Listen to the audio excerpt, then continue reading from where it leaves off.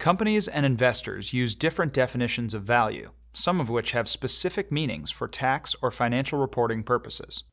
Here's a quick review of terms you'll hear and what they mean.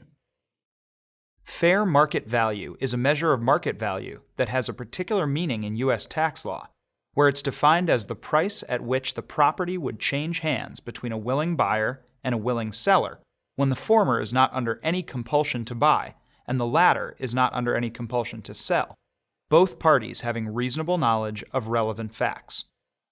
Other similar terms include fair value, used for financial reporting purposes, market value, and mark-to-market value, used typically in relation to financial instruments.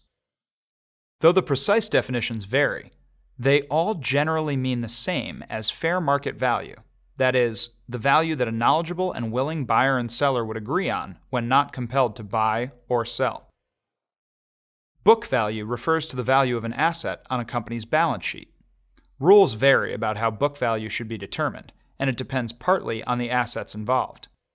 Typically, plant and equipment are valued at historical cost, that is, the price that was paid for them, while some investments in stocks and bonds are presented at fair value. Book value can also refer to the net asset value of a company, which is the company's assets minus its liabilities.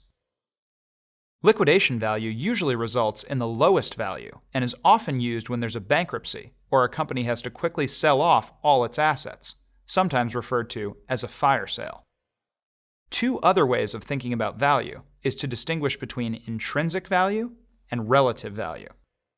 Intrinsic value is the result of an analysis of a business, asset, or financial instrument that attempts to find the true value based on an expected series of future cash flows, without regard to external factors, such as whether there's a willing buyer and seller.